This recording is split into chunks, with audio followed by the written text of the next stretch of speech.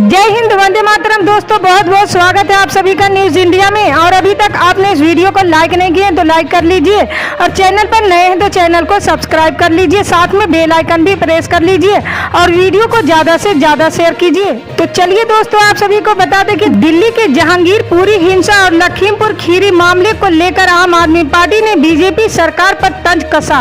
दिल्ली के ग्रेटर कैलाश से आम आदमी पार्टी के विधायक सौरभ भारद्वाज ने कहा, राजधानी में पॉलिटिकल पुलिसिंग है। बीजेपी प्रवक्ता और दिल्ली पुलिस की स्क्रिप्ट एक जैसी होती है। बीजेपी ने ये दंगे एक राज्य में नहीं कराए। कुछ दिनों पहले उन्होंने गुजरात, महाराष्ट्र, मध्य प्रदेश और कर्नाटक में दंगे कराए। बीजेपी का समर्थन जनता है कि दंगे कराने की विशेष ज्ञात उनके पास है।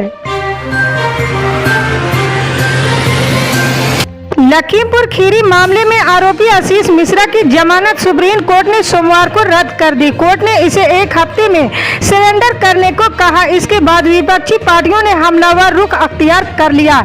इस लिस्ट में कांग्रेस महासचिव प्रियंका गांधी का नाम भी शामिल हो गया। उन्होंने बीजेपी पर जमकर हमला करते हुए ट्वीट किया है। प्रियंका ने लिखा, लखीमपुर किसान नरसंहार के पीड़ितों परिवारों संघर्षों से भरी न्याय की लड़ाई लड़ रहे हैं। सत्ता के संरक्षण में उन पर क्रूरतम दर्ज का न्याय व अत्याचार हुआ। अन्नदाताओं के इन पीड़ित परिवारों की न्याय की लड़ाई में अंत तक खड़े रहना हम सबकी जिम्मेदारी है, चाहे संघर्ष कितना भी लंबा हो। जहांगीरपुरी हिंसा मामले को लेकर एआईएम चीफ असदुद्दीन अवैसी ने सोमवार को जमकर हमला बोला। उन्होंने प्रेस कॉन्फ्रेंस में कहा, और दिल्ली पुलिस के कमिश्नर ने खुद ये कहा है कि जहांगीरपुरी में जो जुलूस निकाला गया वो बिना इजाजत के निकाला गया।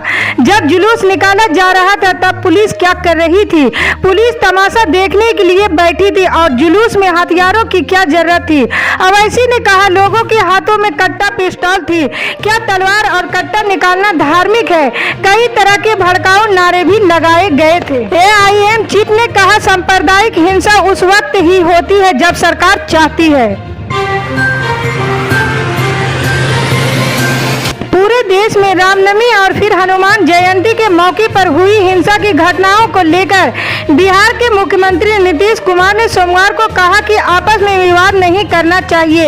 अगर आप सचमुच पूजा में विश्वास करते हैं तो ठीक से पूजा कीजिए। फिर उन्होंने सवाल किया कि झगड़े का पूजा से कोई संबंध नहीं है। उन्होंने कहा कि अगर कोई किसी समुदाय का है और विवाद करता है तो मान लीजिए उसको धर्म से कोई मतलब नहीं है, वो सही आदमी नहीं है और किसी न किसी तरह विवाद पैदा करना चाहता है। पड़ोसी राज्य उत्तर प्रदेश की विधानसभा चुनाव में करारी हार के बाद बहुजन समाज पार्टी मध्य प्रदेश में जड़ें मजबूत करने में जुट गई है। पार्टी अध्यक्ष मायावती ने बड़ा बदलाव करते हुए प्रदेश संगठन को 4 जोन में बांट दिया। इसके साथ ही 26 जिला प्रभारी और 6 जिला अध्यक्ष बदल दिए हैं। पार्टी का पूरा जोर इस बात पर है कि संगठन को वर्ष 2023 में होने वाले विधानसभा चुनाव के मुकाबले के लिए तैयार किया जाए। इसके लिए अब जिला और ब्लॉक स्तर पर गतिविधियां बढ़ाई जाएगी।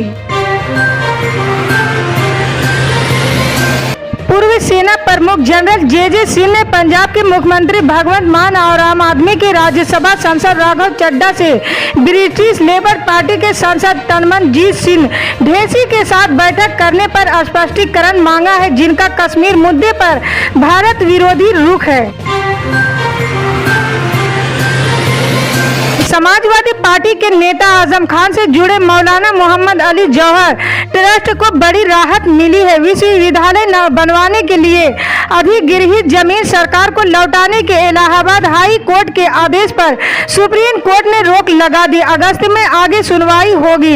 हाई कोर्ट ने 12.5 एकड़ छोड़कर बाकी 450 एकड़ से ज्यादा जमीन पर सरकार के नियंत्रण का आदेश दिया था। उत्तर प्रदेश में लगातार कोरोना के बढ़ते मामलों को देखते हुए प्रदेश के कुछ शहरों में एक बार फिर से मास्क को अनिवार्य कर दिया गया है। सीएम योगी आदित्यनाथ ने दिल्ली से सटे गौतम बुद्ध नगर, गाजियाबाद, मेरठ, हापुड़, बागपत, बुलंदशहर समेत लखनऊ में भी मास्क को अनिवार्य कर दिया है। यूपी में पिछले एक हफ्ते से लगातार कोरोना के मामलों में बढ़ोतरी देखी जा रही है, जिसके बाद राज्य सरकार एहतियातन ये फैसला लिया है। मौसम में एक बार फिर बदलाव देखने को मिल सकता है। भारत मौसम विज्ञान विभाग के मुताबिक अगले 5 दिनों के दौरान जम्मू कश्मीर, लद्दाख, गिलगित बाल्टिस्तान, मुजफ्फराबाद और हिमाचल प्रदेश में गरज चमक के साथ आंधी व छिटपुट बारिश हो सकती है। वहीं उत्तराखंड में 20 से 22 अप्रैल के दौरान अलग अलग स्थानों पर बारिश की संभावना है। इसके साथ ही IMD की ओर से बताया गया है कि 19 और 20 अप्रैल को पंजाब, हरियाणा, चंडीगढ़, दिल्ली, उत्तरी राजस्थान और पश्चिमी उत्तर प्रदेश में अलग अलग स्थानों पर 25 से 35 किमी प्रति घंटे की रफ्तार से धूल भरी तेज हवाएं चलने की बहुत संभावना है। मौसम विज्ञान ने कहा है कि अगले 5 दिनों के दौरान बिहार, झारखंड, गंगी, पश्चिम बंगाल और ओडिशा में गरज के साथ छिटपुट बारिश व आंधी चलने की संभावना है। लखीमपुर हिंसा के मुख्य आरोपी आशीष मिश्रा की जमानत को सुप्रीम कोर्ट ने खारिज कर दिया। इसके साथ ही आशीष मिश्रा को सरेंडर करने के लिए 1 हफ्ते का समय दिया। बता दें कि आशीष मिश्रा देश के गृह राज्य मंत्री अजय मिश्रा टेनी के बेटे हैं। इसके बाद विपक्षी पार्टियों समेत पीड़ित परिवार की प्रतिक्रिया सामने आ गई है। कांग्रेस के नेता रणदीप सुरजेवाला ने कहा कि आखिरकार सुप्रीम कोर्ट ने लखीमपुर में किसानों को रौंदने वाले मंत्री पुत्र की जमानत रद्द कर दी है। इसके साथ ही उन्होंने सवाल पूछते हुए कहा कि अब मोदी जी अपने मंत्रिमंडल से अजय मिश्रा टेनी को कब बर्खास्त करेंगे। कांग्रेस अध्यक्ष सोनिया गांधी के आवास 10 जनपद पर राहुल और प्रियंका गांधी समेत पार्टी के शीर्ष नेताओं की बैठक हुई। इस बैठक में चुनावी रणनीतिकार प्रशांत किशोर के साथ लंबी चर्चा हुई। पीके ने इस दौरान कांग्रेस को बीजेपी के मुकाबले लड़ाई के लिए तैयार करने का एक फार्मूला रखा, जिस पर गहन मंथन हुआ। कांग्रेस के सियासी आधार को दोबारा से वापस दिलाने के लिए एक रेड मैप तैयार किया गया है, जिसे कांग्रेस का हाथ थामकर वो जमीन पर उतारने का काम करेंगे, लेकिन उनके लिए ये करना आसान भी नहीं है।